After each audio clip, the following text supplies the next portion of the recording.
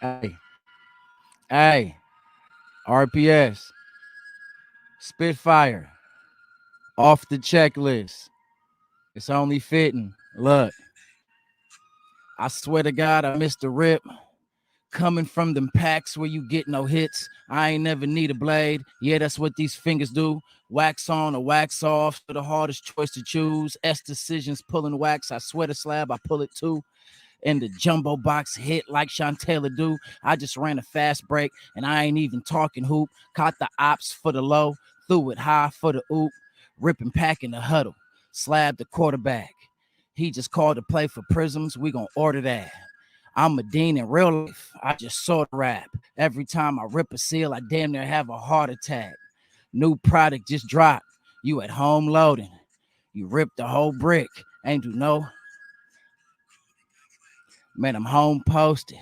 Get up and go get it, then go home post it. Every time I hit the plug, cold words. Tell them Google, they bring tops first. For the wax, I'm in the back like the stock room. And I don't want that full set if the box blue. Hey, boy, I'm prismatic. You see that wax on the shelf? Because we let y'all have it. All we need is sleeves and loaders, and we have at it. That's a pack habit. Yeah, I'm a wax addict. Spitfire dominate the paint like Shaq is back. Speaking down on the hobby would take your pack for that. Plug called. It's been a while. The wax is like, hey, episode one off the checklist. Without further ado, I'm gonna bring in a gentleman that's real special to me in the hobby. Older gentleman who I look up to, who's been collecting for a while, that I feel like is a gem. Just his energy and his presence is a gem. He's a father. He's a brother. He's a husband. He's a friend. He's just a real organic human being that I've grown to love and appreciate. So without further ado, Spitfire Collectibles, we're gonna bring in my guy Spit. Spit, what's up with it, man? How you doing today? What's up with you, man? Rip Pack Slab. Yeah, Man, off what the could I say checklist. about being I'm just honored just to be here. It's a privilege to be just a part of what y'all doing and to be the first guy on this show, the podcast. Never been on a podcast before, and it's only right that I'm on with my brother, you know. Yeah, it's only And right. It's and and I crazy that you've I'm never been happy on to a be here, podcast man. That's before. all I'm gonna say, man. And whatever questions anybody got, whatever you want to go, whatever route you want to go, we got a lot to talk about, I think, today, man. We do. You know, we doing this literally fresh. I literally hit Spit maybe a few hours ago, 4 hours ago max, and said, Spit, I have this idea, Rip Pack and Slab, but I have this idea that when we have the time and when others have the time within the community and the hobby, we want to bring them on and start sharing their stories and sharing our stories and wrapping it up like we always wrap it up anyway, even if this wasn't on the podcast.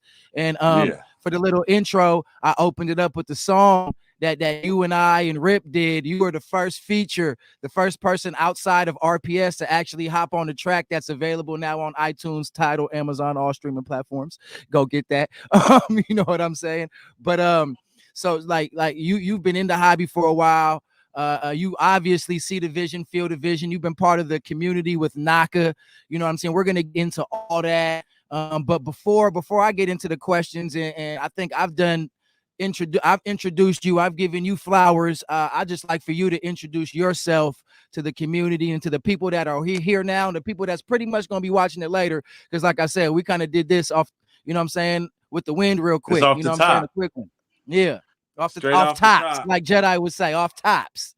Yep. So Yeah. yeah, I go by the name Spitfire. You guys can call me Steve or Spitfire. It don't matter. OG in the community, OG in the hobby. I remember starting to buy packs as late as maybe 84-ish, 85 maybe. I remember the 1984, old NFL 85. cards that had the black border around it. Yeah. As far as like the first packs me getting involved in. But I think when I really became a collector was, I would say, about 88, 89. It was when I really started getting into the hobby. And At That's that crazy. time, I think my personal collection number one dude at that time was Will Clark from the San Francisco Giants, man. That's like Will the the first guy I thrill. started PCing as a kid. Lefty, And right? Will was a lefty, right? yeah, Will the Thrill, lefty, man. Yeah. William Yeah. Neusler Clark the third. Oh, you just dropped this whole government now. Ain't nobody messing with this I'm show. just They know you saying, dropping man. a It's it's like if he in my PC, I gotta know who he is, right? Yeah, yeah. I mean, I did the card show. I think I started off with the card shops, the hobby shops. There was one in San Francisco in the Excelsior district on Excelsior.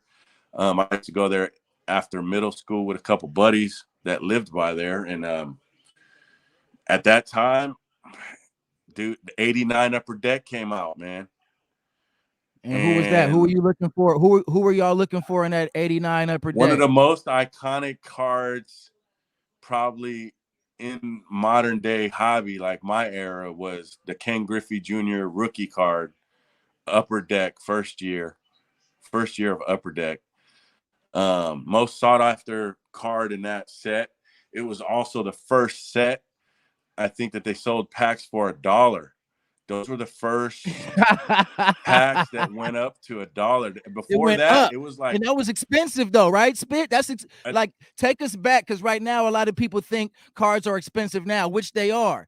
But I want people to get a realm of everybody's different. Everybody's community and situation is different. In 1989, when you were searching for these Griffies and packs were $1, that was hard to get for you, right? Or was it easy? Or did you have to like was no, because at that time you were competing with Donruss. So back yeah, then, the 89 Donruss, I want to say was like 40 cents a pack, but then they used to have the value packs, the fat packs that came in like 3 different sections. They used yeah. to have those at like Woolworth, Walgreens, and those were even like 89 cents for the Donruss. But Upper Deck had the foil packs. It was eye appealing. You know, the silver foil packs Okay, were okay, different, so okay. it wasn't a wax pack at the time. You know, and Donruss, when they came out with the wax packs, but they also had the plastic packs for their fat packs. And I just remember going to, dude, I went to Woolworth in And for people who don't know, because 1980. Woolworth that's old school. We don't have them Woolworth, anymore out here. What was yeah. that? Do you know? Was that a national thing, or is that just a Bay Area brand? Because I Woolworth was like see. it was like a little store, right? It was a bit. It was kind of CVS a big, an or exceptionally Safeway. What was big it? I don't remember. Walgreens. I was born. So just for perspective, real quick, I want you to continue your story. You started collecting in '84. You really remember collecting around '89. I was born in '83. So you know what I'm saying. So you're talking about Woolworth. I vaguely remember stores like Vaguely. that, but I remember the name and being in them, obviously. But what was that again? So it was like before Walmart. A Mm, store similar to Walmart. okay. It had everything you needed from groceries, even clothing, kind of like a Right. Walmart, like exactly like what Walmart is today. And Right. Right. I mean, your medicine, you went there for I think they had a pharmacy inside. So the Okay. one that I'm speaking of that I remember most was the one downtown San Francisco, on Powell Street, right where the Yeah. cable car ends and turns around and goes back up the hill on Powell. Um, so in '89, I lived in the Tenderloin, which we people that from the Bay Area know Tenderloin ain't pretty. And So Tenderloin is in what city in the Bay Area San specifically? Francisco, San and it's Francisco. probably one of Okay. the worst areas in San Francisco, dirtiest for sure. But Right. at that time in my life, I need an escape.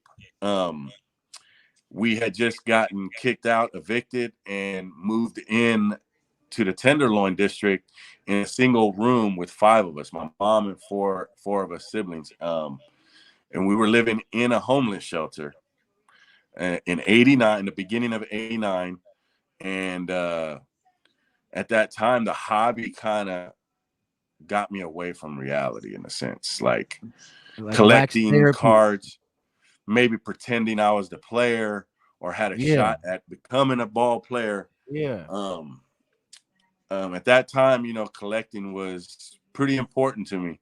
And I remember going to Woolworth one day with a few buddies from the homeless shelter. I eventually, made some friends, and man, we were trying to steal 89 Donruss packs and got caught. So, dude, I remember it too. Like, I got caught. It was three of us. Me and my buddy Derek got caught, and one of my buddies got away. But the dude that caught us, he was like an undercover. You know what I mean? so I had 89 Donruss in my pockets, all over, like packs in each pocket, back pocket.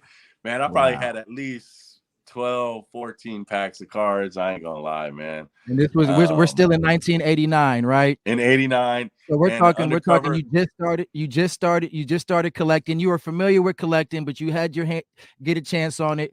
You were living in a homeless shelter. So yes. So obviously you didn't have money for a lot of things, let alone wax, right? So that's why you were in that position stealing, just to give just to give the people an idea of what goes on. You could have been doing a whole lot of other worse things, you know what I mean? But you were a child, you saw something that you wanted. And like my uncle always say, if you want something, you either going to work hard for it, somebody's going to give it to you, or you're going to take it. You know what I mean? Yeah. I remember when a little bit later, maybe in 96, 97, my god brother and I used to frequent a card shop in Piedmont called Collector's Corner, right inside of Oakland, and right across the street from DC Comics and Mr. Games, right over there in that area. They had a comic book store, and then they had the card store. And we went to school at St. Leo's. I went to a private school, right? St. Leo's, right there in Piedmont. Every day after school, we walked to the card shop, and I'm gonna incriminate myself. We used to steal, you know what I mean? We used to steal cards too. It was a different perspective. Here's Spit stealing because he didn't have.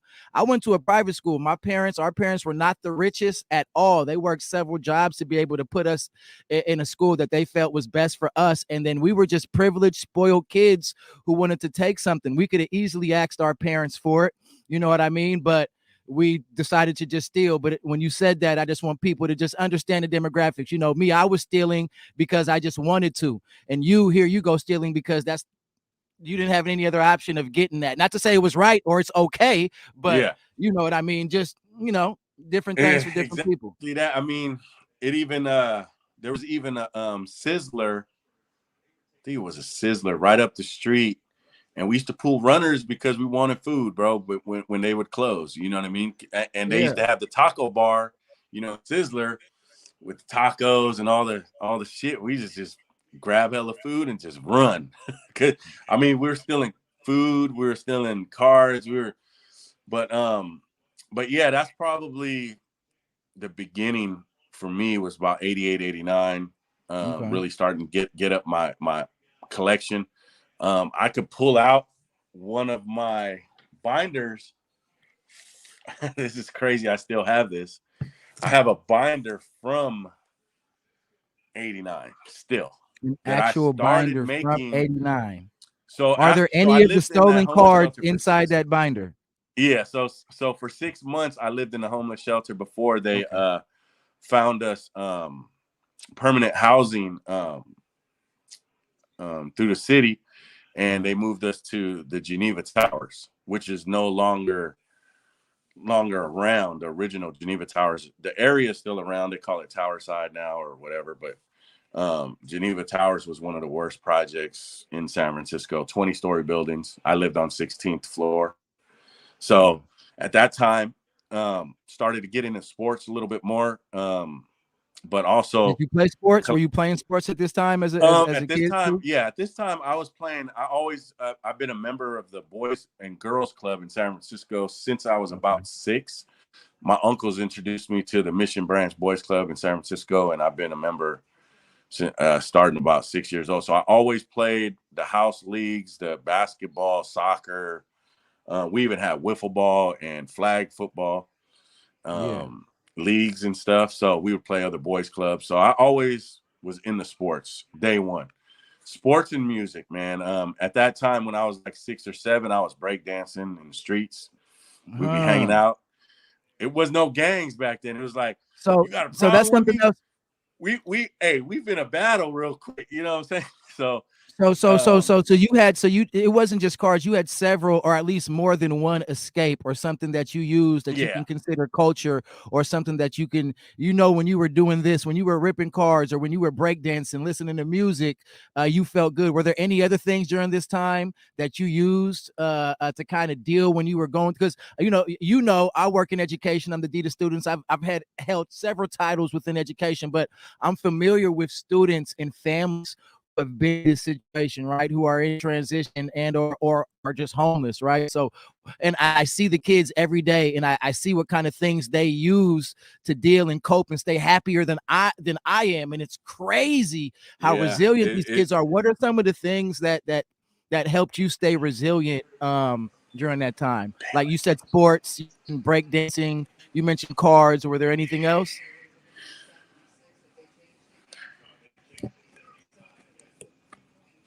Damn it. We got some technical difficulties going on one time. There we Yo, go. Yep. Can you hear me? You there?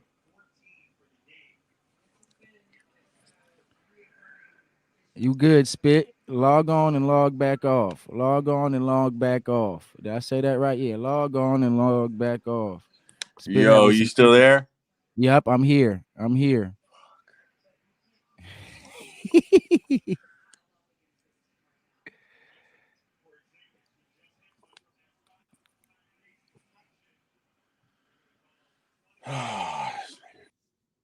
There we go. Spit gonna be right back. He gonna log in and log back in. But yeah, that's OG Spitfire, man. Spit been collecting 1984, 89. Like I said, I was born in 1983. So to be born in 83 and Spit collecting in 84, this is somebody who's literally been collecting as long as I've been alive. You know what I'm saying? So Spit, can you hear me? You back? Yo, Can you hear me? Can you hear me? Can you hear me? Good. Don't worry about it. Spit been collecting as long as I've been alive. We're talking almost 40 years. 40 years collecting one time. I'm gonna get Spit here on the live. Let me that bit 40 years of knowledge that we have here from Spit. And I just want to be able to break it down a little bit so y'all can get an idea of exactly what Spit experience. What's up with it, bro? I don't know. Just try logging back in and exit the link and then log back in. It should get you back in there. It was probably some kind of Wi-Fi thing. Technology, man. All right, brother. Stopping back on. But yeah, 40 years. I'm 38. Spit's been collecting since 84, really 89. So almost 40 years. A lot of the things he's saying are familiar to me, but not really, though. Like I remember hearing about it, seeing it, but just his insight and his experience opens it up a lot for me, perspective wise. Helps me see things through his lens, his optic lens. You know what I mean? Um, which helps a lot in collecting and in the hobby when you get to hear other people's stories on how they started collecting and what the cards actually mean to them. Uh, Man, can you imagine being homeless at age? I don't know how old Spit was. I got to ask him now how old he was exactly. But being in elementary school, middle school, I'm pretty sure some of the listeners and watchers here have experienced this, or maybe it hits close to home. What are the kind of emotions and kind of feelings that you were going through, on a daily basis? I'm talking from the time you wake up. What are your responsibilities as a child? Me, I didn't have a lot of responsibilities. I just had to make sure I knew how to wipe myself, which I didn't know how to do. I didn't even know how to pee straight. But then here you go, and unbeknownst to me, I didn't know we got people on the other side of the city, that's waking up having to take care of their siblings, having to cook breakfast for themselves, having to make their own lunch. They didn't have a lunch, they didn't have breakfast, they didn't have dinner last night. Now they have to come to school. I'm coming to school focused, ready to have fun, ready to learn, because that's what I'm supposed to do. That's because I have that foundation and I'm privileged in my own right, right? But then a lot of people, on the flip side, a lot of people didn't have that or don't have that. So hearing a collector now who went through that, and hearing what the cards and the culture and other things did to help him cope, that's just a story in itself. Who knows who can relate to that, and who's that can touch. I know I'm definitely going to be able to learn more from that when Spit get back on here.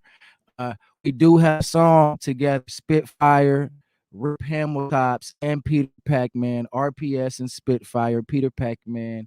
Yeah, I want to go get that. It's called Rip Packs and Spitfire, available on Tidal, Amazon, iTunes, all streaming platforms. Whether you want to buy it, whether you want to just stream it, go ahead and tune that in right there. And yeah, that's what that is. Spit, can you hear me now? We back? Yeah, I don't know what happened, but I'm using my phone and an Yeah, incoming call came, so I don't know if that probably disrupted it.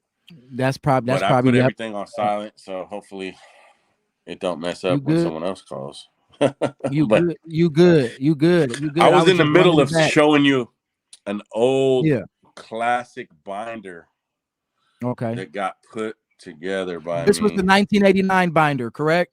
Yes. Okay. Excuse me. Let's So see this.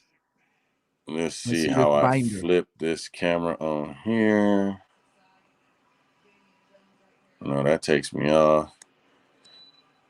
Is there a button I to got some flip the binders in camera on the cut too. here? I don't even I see got to it. show more of my cards. I don't show a lot of cards. I bet people think that we don't collect over at RPS, or we don't know what we do. Man, I probably man, it's crazy.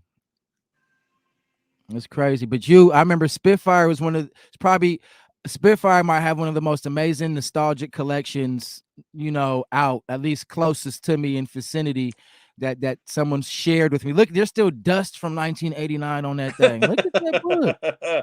Boy, Oh, you see this? You see this old thing right that's a here, bro? fossil. That's a fossil. The dust don't come off.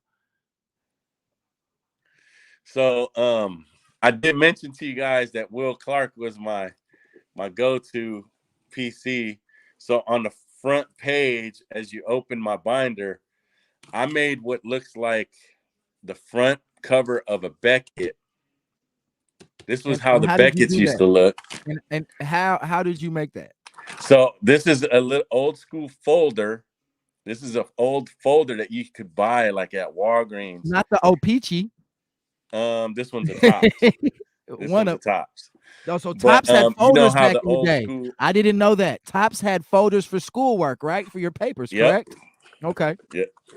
So I bought one of these, cut out an old messed up card because all the Beckett's had a little card of the player that was on the front cover. So I kind of mimicked that on here as we get And into my Will Clark collection. But okay, so in 1989, when you put that Will Clark in the middle, what did it mean to you? And then what does it? And then when you open it up today, what feelings come up? sheesh, that's a good question because the feelings that I have is just taking me back to maybe a simpler time than today, but knowing that this book got me through a lot. You know what I'm saying? Like this is like my road dog. This is something I kept my whole life, since I started collecting. And this binder kind of represents, me because in the first few pages, I ended up putting a few pages of autograph cards from Candlestick that of players that I actually met and got their autographs. I took some of the big hits out of the binder and I got them in a separate box that I'll show you in a minute. But so the first, So, the fir- so as you're building this set in 1989, 1990, are you envisioning and dreaming that one day you'll be able to go to Candlestick? One day you'll be in a better situation and be able to go to Candlestick and get these autographs, or did that come a little bit later? These autographs I got these. I started going to these to Candlestick more frequently because I moved to Geneva Towers, which is about a mile west of the old Candlestick Park, by Okay. Hunters Okay. Point. So Right. Okay. these are just some of the autographs of players that I met. Some of them aren't big names, but it's weird because I kind of remember the moments of some of these players when I met them and asked them to sign the card. This is Dave Righetti, who ended up being a Giants coach later on, and Bud Black. Just a couple of Giants players that were kind of small. You know what I mean? This is Right. a crazy page right here because this has a Richmond legend in it. Richmond, California's own Mike Felder, who was drafted by the Brewers and actually played for the Giants.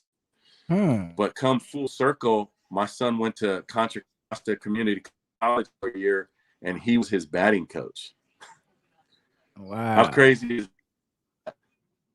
Wow. so? This is Bob Brenly, one of the great catchers of the '80s for the Giants. A couple other players, but these are players that I actually got signed on the card. So back then, quick thing is back then to now. Back then, I was always told by hobby guys, the OGs of the hobby, don't get your rookie card signed. Don't Why? sign the rookie cards. Why? And because back then they used to say it defaces the value of the card. And I don't know why, but now it's really sought after because back then that was the thing, not to get a rookie card signed, even though I have one here of this guy because I got it when he was a rookie. And that was the only card he had. But at the time of the veterans, you always tried to get the autographs on just a regular card to have. This one is pretty cool. Look what this player wrote right here. Tommy Herr, who was a good leadoff hitter. He actually won a World Series with the St. Louis Cardinals. Look what he wrote on there. A Bible What is this? scripture. You see that? A Bible scripture. Okay. He wrote John 3:3, 3. but under his name. So that's kind of cool. But going on, these are just some of the autos that I picked So up. how did you attain or get these cards prior to getting them signed? Were they in your collection? Did you rip them? Did Yeah, you go they look were. for them, I knowing ripped that you all were of gonna these. see the guy? You ripped all those. So I would rip these packs, put all the teams together that was on the list. I would have to go in the newspaper, look up the lineups, How come how and can we how come we just didn't Google it? that's a good one. Yeah, you guys are privileged nowadays, buddy. So I would have to get a newspaper, look in the sports section for Uh-huh. every team, and put together a collection of each team, making my own team set so that when I go to the stadium, I could have players that are on the side signing autographs, just pull out their card and have them sign it. So Hmm. it was pretty fun. A lot of memories doing that. Here's now the start of some of my Will Clark cards coming in. So I took out most of his rookies, but this is how I used to collect them. This is actual tops card of the folder, the The folder, binder the that I top showed folder. you in Okay. front. I see it now. And what I used to do is try to get multiples. I always wanted multiples to try to make a full page of each card. So you'll see some here how they're like uniform. Like these Yeah. cards right here are cards that I got at card shows. These are uncirculated cards. They're not made by Tops. These are like independent cards, I And believe. when like you got them back Something. back in the day? Yeah. So they used to have Hmm. these available only at card shows, and some of the dealers would get some and bring them to the hobby shop and sell them too. But And would it just be These you could not photographers get in who packs. would it just be like photographers who had access to these Yeah, players and exactly. they'd I be don't able know to how they. take shots? I probably need to do some research on it, but yeah, these cards are different. Like they're made by possibly like independent photographers, like you said, that Right. had access to them somehow, or from the stadium, maybe. I mean, That's maybe from the stadium. that'd be a cool story. I'm gonna look into that. That'd be a cool story. You know, that's how Michael J. Kramer, the So I goat Michael think J. Kramer got this would started. be the first year, I think, of That's that Score. score, right? Those are the score. I love those. They used to have those.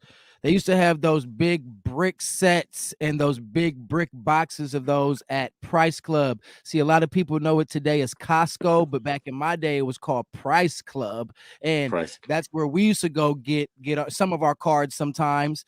And I probably used to have like 1,000,000 of those completed sets. I probably still have them somewhere around here, but I love those But you scorecards, see how man. I got a whole sheet? That's what my goal was. That was the I goal want right all there. 9. Fill it up.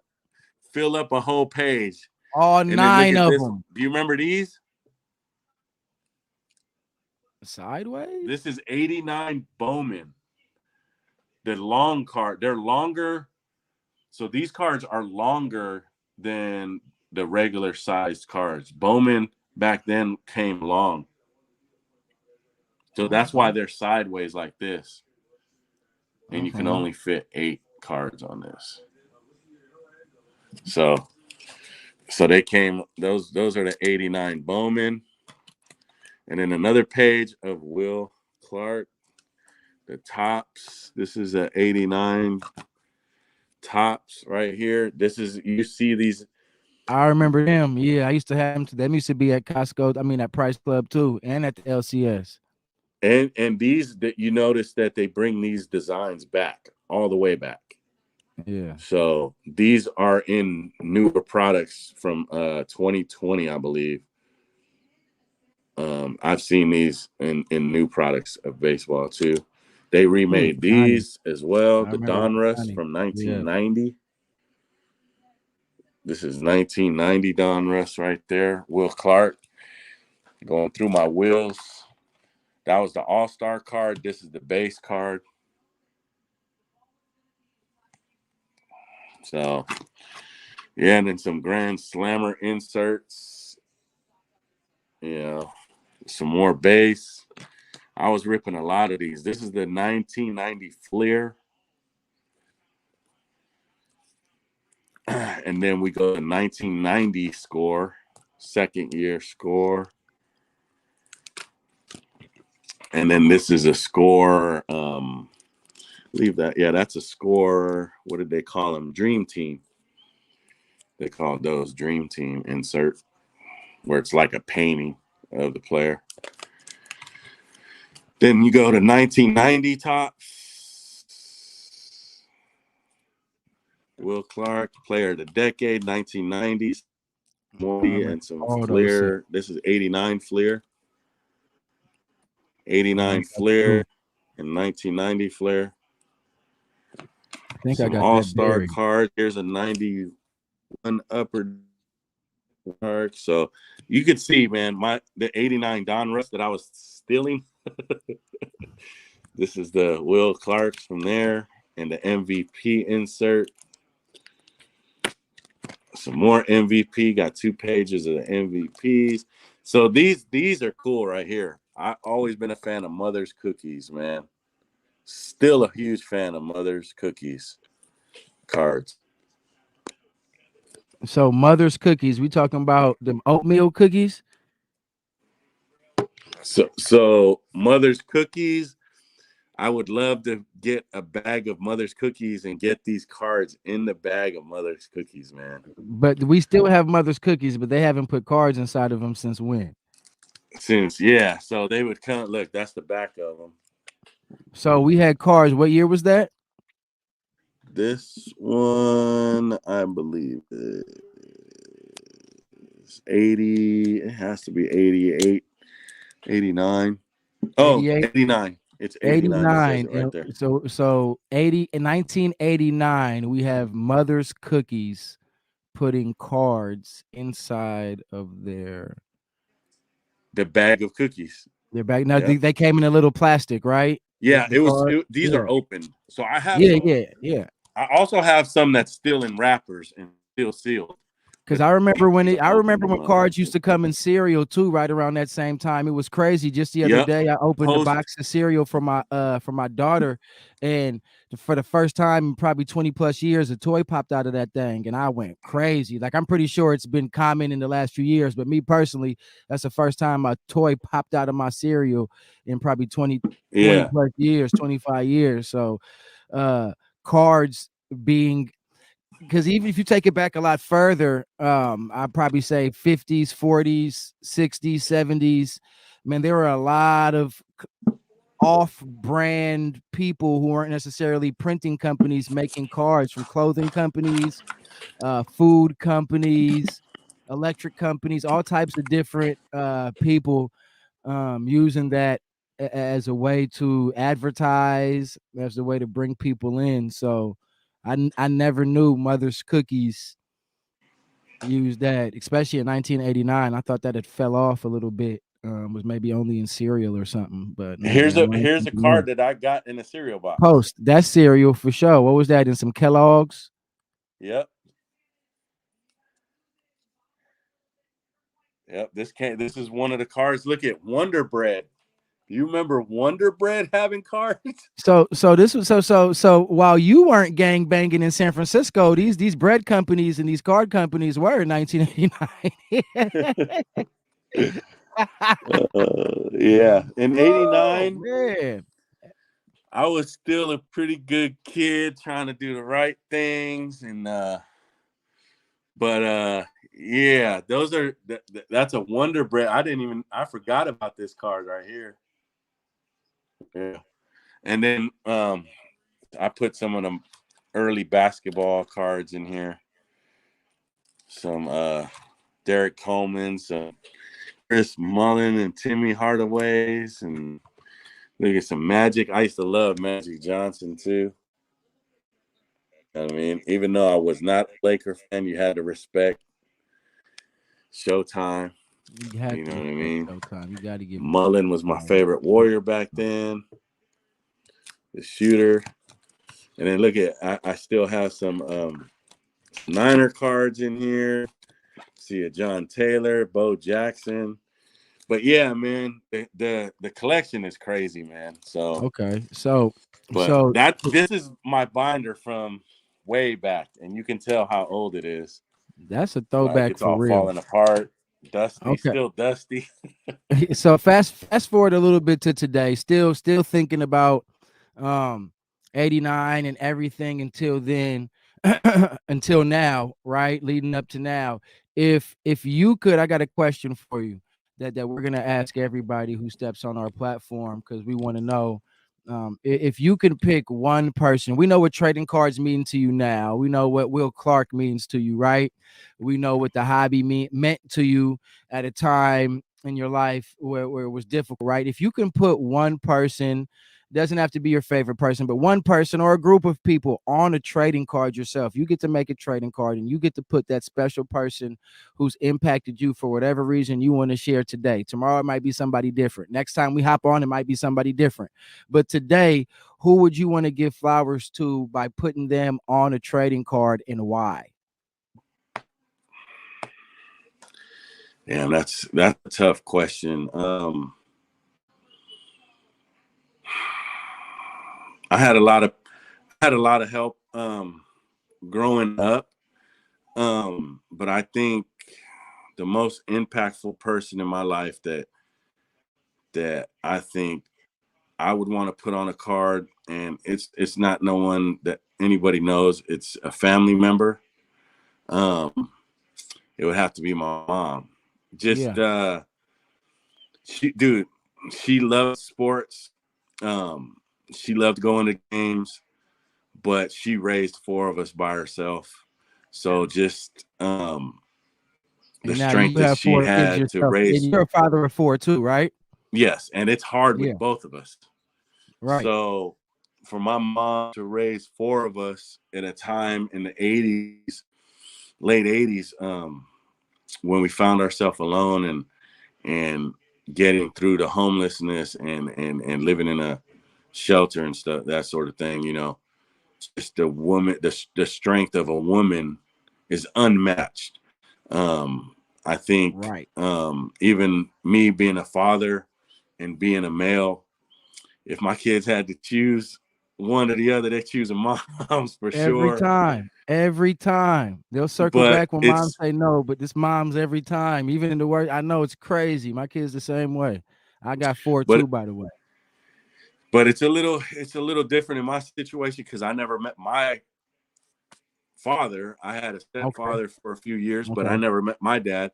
And for my Right. mother to be, so to speak, my mother and my father during my teenage years when men really need male role model. My mom did all of it, you know, and Mm.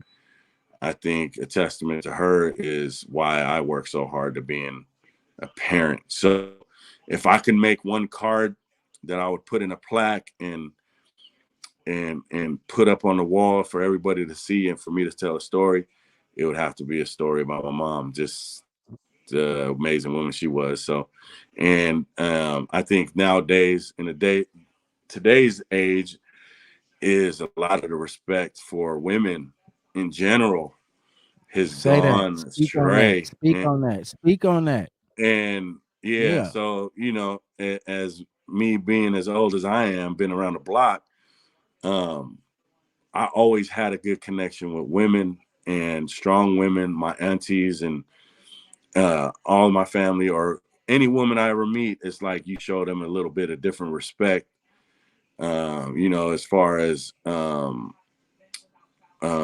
giving them their flowers like a woman's supposed to get, you know what I mean, every day, Yeah. not just on Every their day. birthday or holiday, Right. you know. But she's the reason why I'm the way I am, you know. I'm here every day for my kids. I'm, you know, so I would have to say, you know, make a card of a woman, man. It's rare for us to even nobody even really collects cards of women, which I think is probably even I'm guilty of it too. Like, I mean, when I think of athletes, I think I should have a Serena Venus Williams card graded in a slab somewhere. I should, you Right, know. So right. I'm We're all guilty of. I think we're all guilty of it. And like you said, there. I believe that while we think in our view there might not be a lot, I believe that there are more people that we know who collect cards of women, cards of other things. They're just not out there like that. So I know I've met a couple of them, but you're right. From my lens, it doesn't seem like there's a lot of them. But I feel as if they're given more platforms to share and show, that we'll learn more about it. I remember not too long ago when my daughter came in here, and I was looking at my cards and looking at my toys, and I'm showing my sons my cards and things like that. And I try to show my daughter my cards, and I don't have one card of one woman. And I had to sit back for a second and say, wow. And it really changed my approach on collecting and my why and reading, because this is when I'm an adult now. I'm 38 now. This is back when I was 37, probably. You know what I mean? So not too long ago, it was like, okay, I want to be more of, I want to learn more, and I want my collection to represent more of what I'm about. Like you said, my mother, my grandmother, my aunties, every woman that's been a part of my family or my extended family. I went to a private school, and in that private school and in other communities too, around that, inside of that, they say, it takes a village to raise a child. And I have about probably 10 friends growing up whose mother could have whooped me or slapped me at any, or scolded me and do whatever they had to do at any given time. And I would have respected it just like it was my mama. You know what I mean? you So, had to. yeah, you had to. You had to. We That was, we that we was, lived we lived by different rules back in the day. yeah. Um, Yeah. I you remember, you I remember my you grandparents. My grandparents was crazy. your parents, they gave permission to other people. Hey, if my son act up, Yeah. smack the shit out of him. Do what you got to do. Do what you got to do. Yeah, so it's kind of hilarious how things have changed and raising the kids. But one thing I did introduce to every one of my kids is the hobby. I always Yeah. bought cards, always been a supporter of the hobby. Whether I was heavy in the collecting or not, I'm at Target, Walmart, wherever. I used to buy packs all the time, all the time. Santana was involved in it. My oldest son, Stevie. My younger kids are not really into too much of the collecting the cards right now, but they're into sports. You know what I mean? They're all playing sports and doing that sort of thing. But my oldest two, they collected for a little bit. I got a couple of So stories about them collecting cards too, but and I know, and then Santana. I know Santana be breaking on live and things like that too. He fully active. I remember when I first, I was going to be perfect bridge and segue into one of the next topics too. When I first met Spit, it happened to be on a mutual buddy's platform. Who I don't know how I stumbled upon it. I wish I could remember if it was somebody who directed me there. If I just caught it on fluke, but Naka underscore prestige, right? The most electrifying man in wax, our brother, our everything. You know what I'm saying? In the wax and outside of the wax. He's just a father, a son, just an amazing guy, right? A successful business owner, independent business owner. We met there, right? And that platform was different for me. It was something that I had never seen or felt in my life as far as the hobby is concerned. I found it during the pandemic at a time where we all, oh, can you still hear me, Spit? yeah, I can Can you still hear hear me? you. Oh, okay, because Yeah. I got that phone call too. And that was actually shot. He calling back again. He gonna keep calling back. I might have to answer. That's actually that's our intern, young intern, a guy who's been with us since he was in the 6th grade. He's about to graduate from college now, and he's been doing a lot of nonprofit stuff with us. And now he's fully invested and helping in the hobby. We're doing a lot of things, and he just gets the job done. But I know he'll email me or text me. There we go. Here go the text message right there. Yep, there we go. We're meeting for lunch tomorrow. Anyway, what I was gonna say was the community, Naka, right? That's something. It's a community that I never seen growing up. All I knew about the hobby was flea markets, the toy stores and stores that had it, and then local card shops, which for me were warm and embracing for the most part. Growing up when I was younger with my father and things, there's certain things I didn't notice if they did take place, right? But as a young adult and even as an adult prior to the pandemic, going to other card shops that were not considered my local card shop and kind of being um I don't know. Just my card shop experience and my hobby experience hasn't always been the most welcoming and inclusive, whether that's been intentional or whether that's just been unintentional. And that's just people don't know what's going on in the hobby itself. Right. But when I hopped into Knocker Room and before I said anything, I would watch and read you guys joke around and give each other flowers and have fun and give each other flowers and I was like, wow, this is cards. And then I'm looking at the melting pot of people and the different culture and races that's in the room, all having fun and engaging. And I thought to myself, like, this is amazing. This is crazy. This is exactly where I want to be, what I want to be right here. How do I get to know these guys? What do I got to do? I remember I paid for a spot and Nako was like, what you doing? That's not how we do it yet, sir. He doesn't know who I am. You know what I'm saying? You don't pay, you got to put your name on the board. I didn't know how this shit worked. I just wanted to be a part of it, Spit, because it Yeah. was just that electrifying. You know what I mean? Can you talk about that right there? Your experience maybe as LCS, maybe back from '89. You were talking about your card shop in Excelsior, but maybe as a little bit older, your experiences to now in Naka in the community and what's that mean to you and the feelings that gives to you. So it's crazy. So I always been in the shoes, Jordans, the whole shit, whatever. Yeah. Iverson shoes, like I'm a hooper, man. I wear basketball shoes, and That, when Prestige first opened up, um, my nephew directed me to Prestige because I have a nephew that is a big collector with shoes, and he was in high school at the time. So he was telling me, hey, Unc, you got Instagram, you got to follow this Prestige shop. They got shoes galore, daily specials. I started going to the shops, buying gang of shoes, dude. They had so many deals that I was buying a gang of shoes all the time. And then when I was working in construction, we had a lot of job sites in Alameda. So whenever I had time, I would make sure I stopped by the shop at lunchtime and go in there, grab some kicks, introduced myself to his business Naka's business partner. Actually left the business cards there and told him, hey, man, I like what you guys are doing, because this is the beginning of, a retail shoe store that sells used shoes and collectible shoes, the Jordans, like rare stuff. And Do you remember it was about the what year this beginning of was? that. How long ago was this? How long ago? It's probably about 7 years. Okay. At least, Okay. at least 7 years. And maybe they were in a different location. They were down, I think they were on another street. But when I started And for going those who there, don't know, Prestige is a shoe store, right?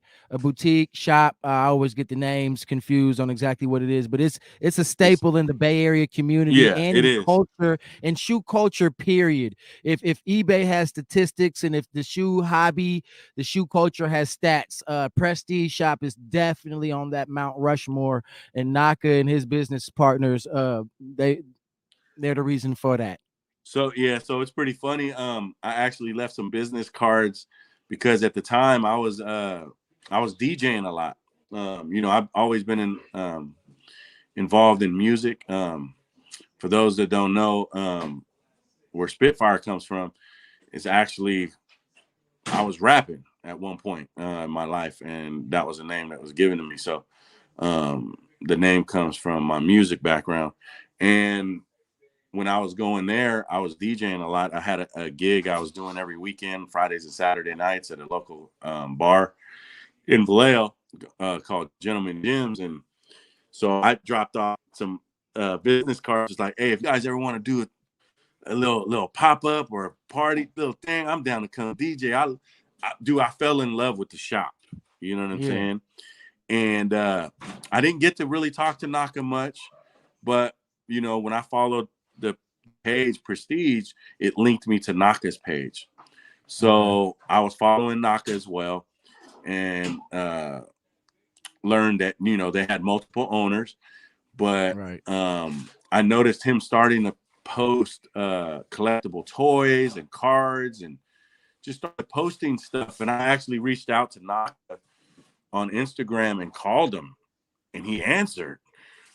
And I go, man, you interested in buying some toys and maybe trading some cards or something, man? Like, people still doing this, you know what I mean? So it's kind of funny because I had a cousin who was selling. That's crazy. Yeah. So I had a cousin that was selling hell of starting lineups and had a whole collection of toys.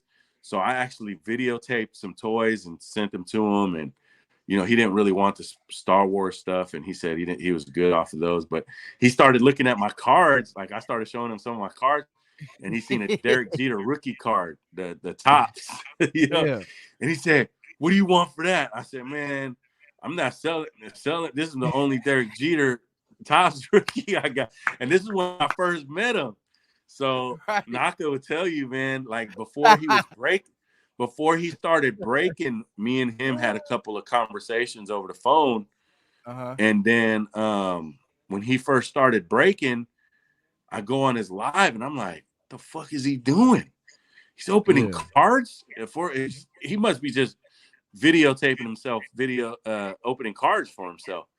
But it tripped me out that he was opening cards for people in the live, and people were actually sending him money via Cash App and all the shit, right? And PayPal. Yeah, right. And that was new to you. So this is what, that 2017, was really new. 18, 19.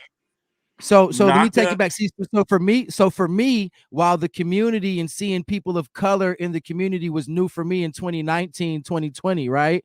I remember joining breaks back in 2010, 2012, bro. Probably 2012, not 2010, but 2012, joining National Treasures breaks for like $80, $60, $40 for the New York Knicks and shit like that. Excuse my language, stuff like that. You know what I mean? So breaking, but it was never. When I used to break, you would never be able to break a retail box or even a prison box. It was always the high end stuff, but it was at the price that retail stuff is at now. Yeah.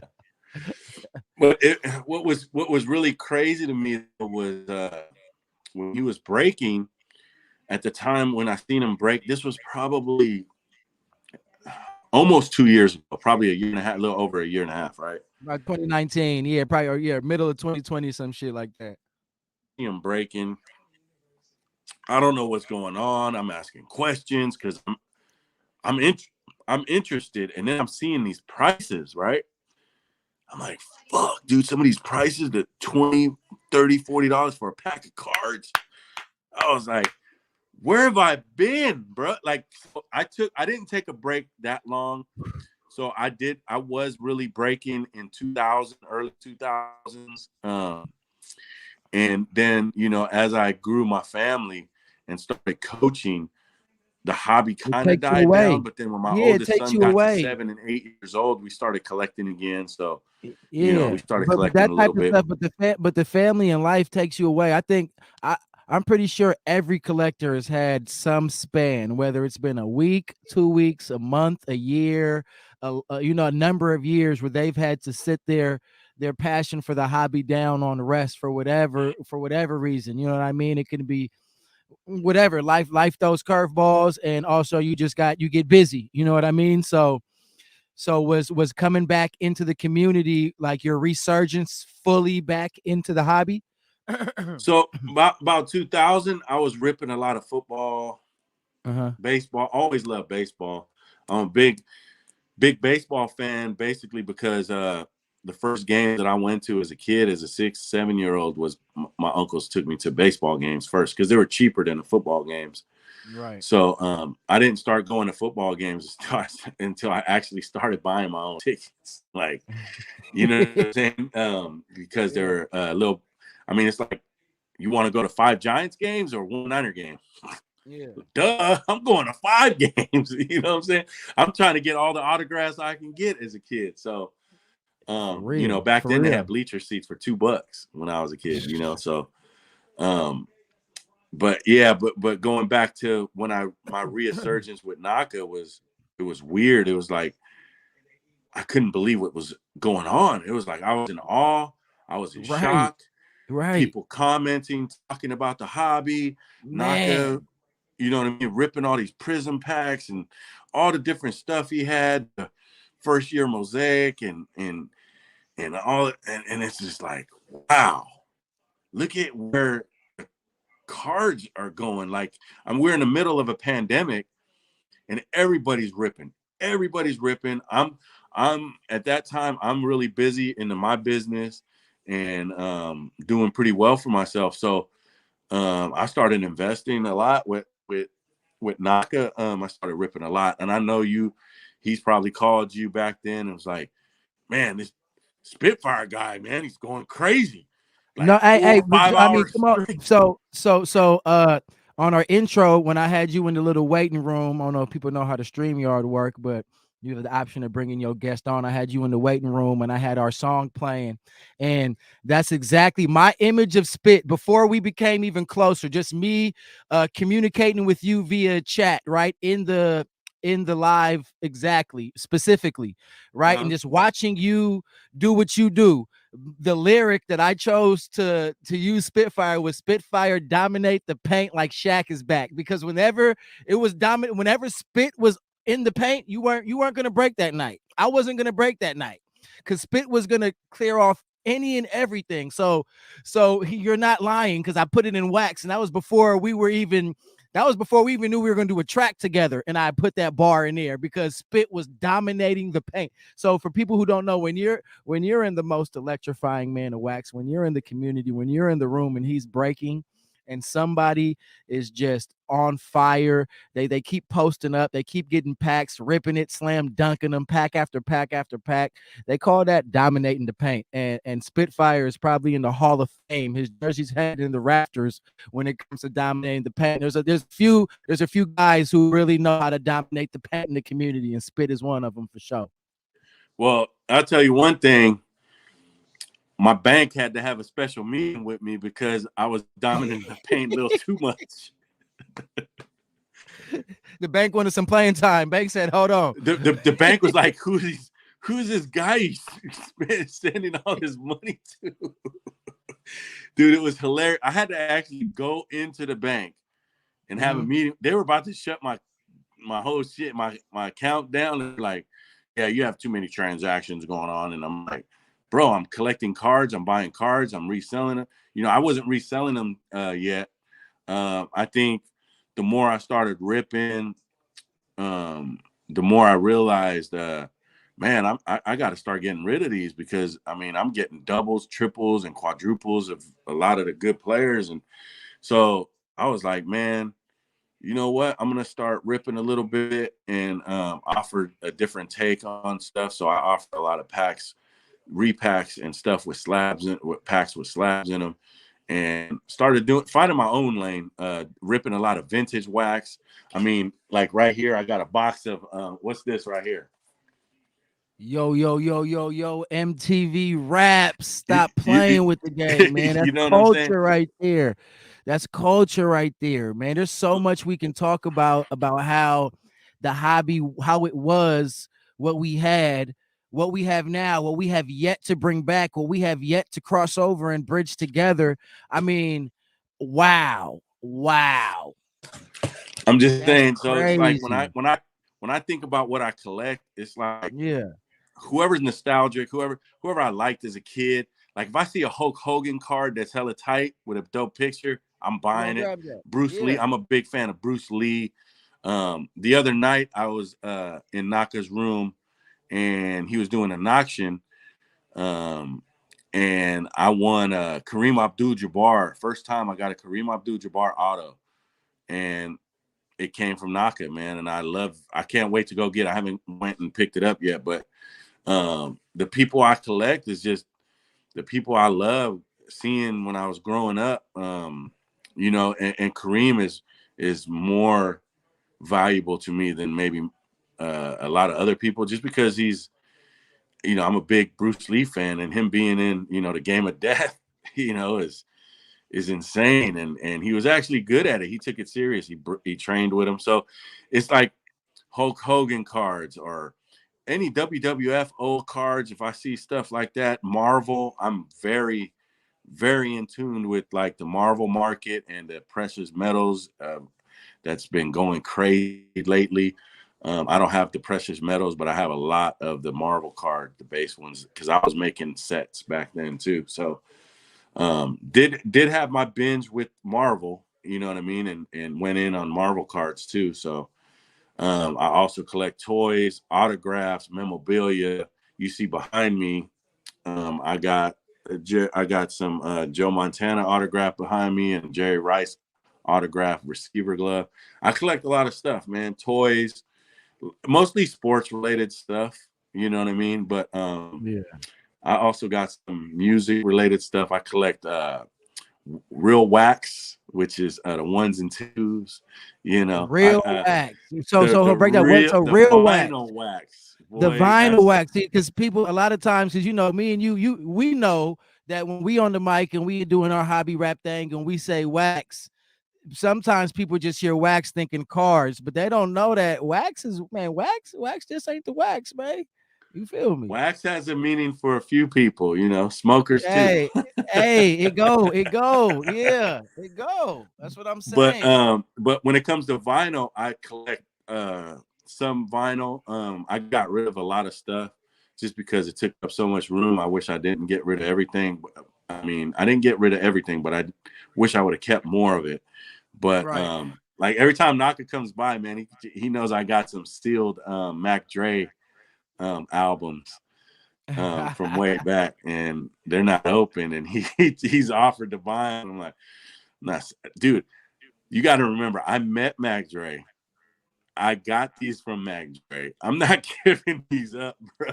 You know, so there's a little bit of stuff that I have in my collection that have like some meaning that is like, man, I'm not selling it no matter what it's worth. You know what I'm saying? Right, facts. Facts. That's big. That's big. Yeah. So, man, Spit, we right over an hour, man.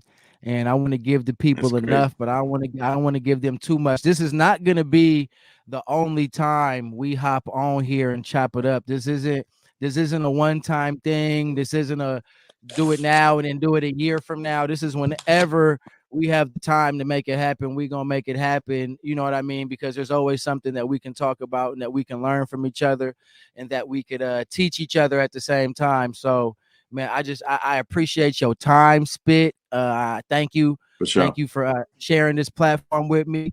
I hope that the people that tune in and listen to this and watch this learn something. If you have any questions, feel free to reach out to any one of us, anybody at Rip Pack and Slab, Spitfire Collectibles. Man, yeah, Spit, anything you want to say before we hop up off this thing, bro? And I want to say thank you to RPS, Peter Pack, Javed, the whole team, man, Slabby, all of Yeah. y'all, man. Just for inviting me with open arms. You know what I'm saying? And it's like we got a lot more in common than you think, Pete. I'm telling you, bro, we do. Look, I want to show you before we get off. I want to show Yeah, you one show more me. thing real We do. quick. See, people don't know too. Same way with Knock too. We all collect toys. We're all fathers. I'm a father of four. Spit a father of four. Right. We coach. We're in the community. Yep. You know what I mean? Like there's probably a million other things, and the things that we don't have in common still attract one another to each other. So we good, man. So we connect on a different level too with the music. You know, Right.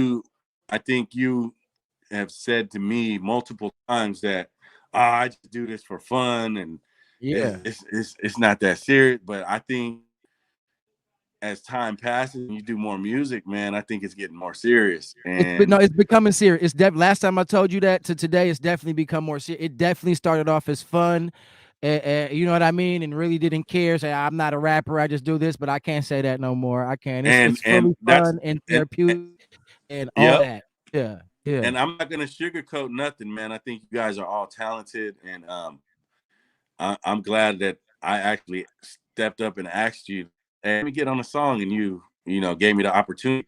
But I wanted to show yeah, you guys yeah. one thing that I have. I only have a couple of these left, and these are from 2002.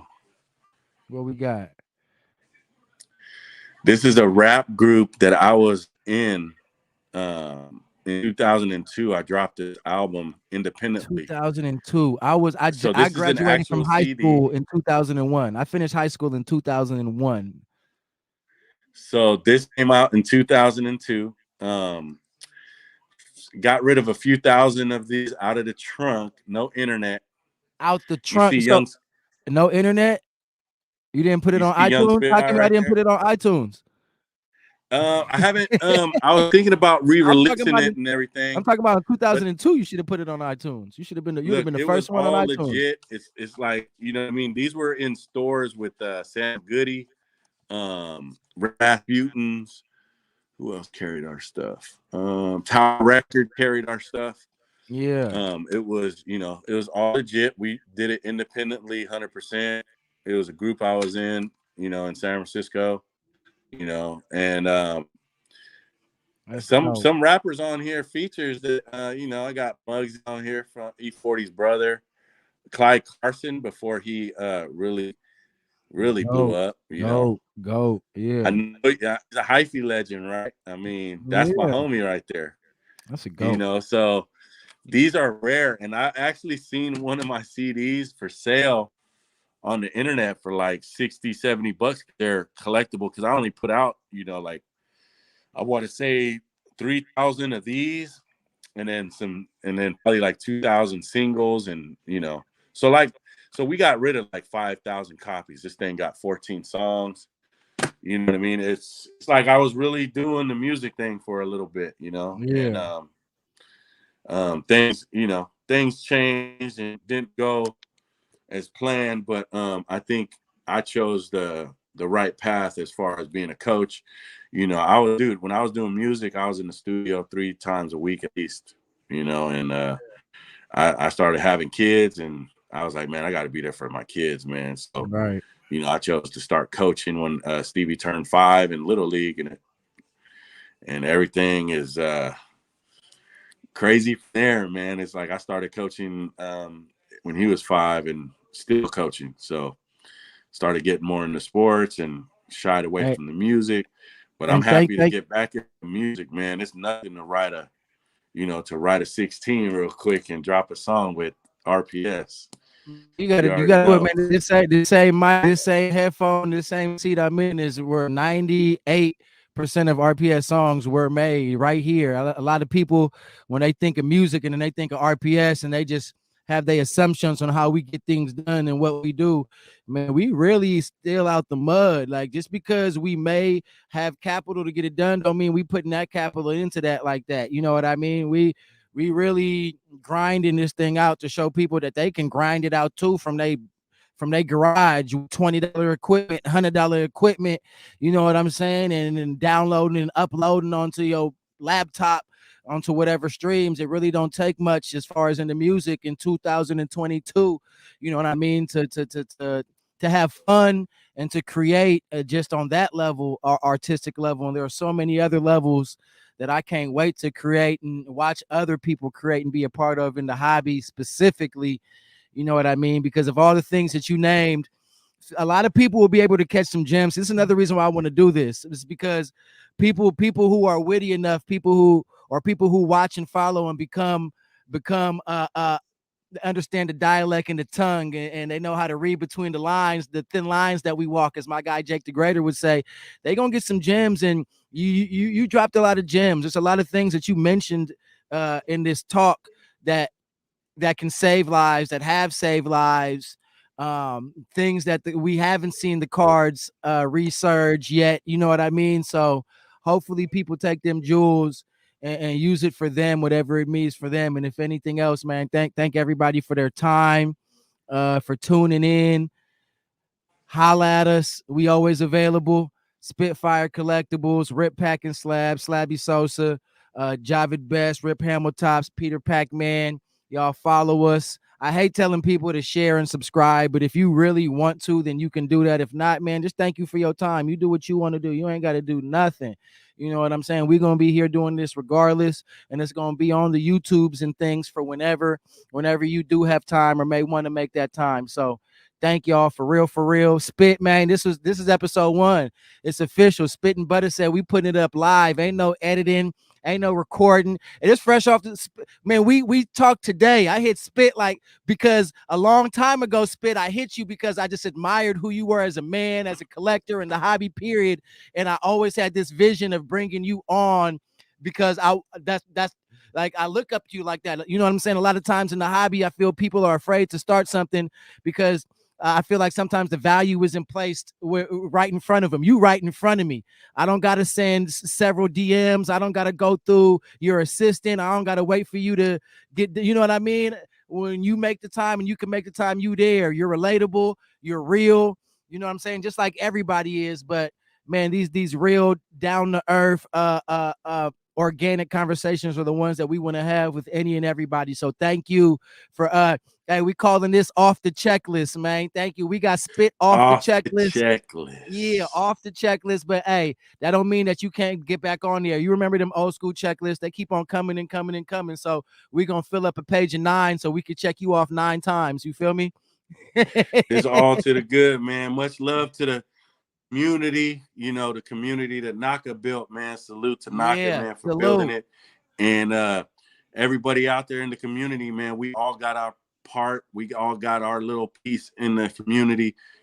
Everybody's valued in the community. I appreciate every single one of y'all, man. And if y'all ever got a question or need something to talk about, or it don't even have to be about the wax, man. It could be just about life, man.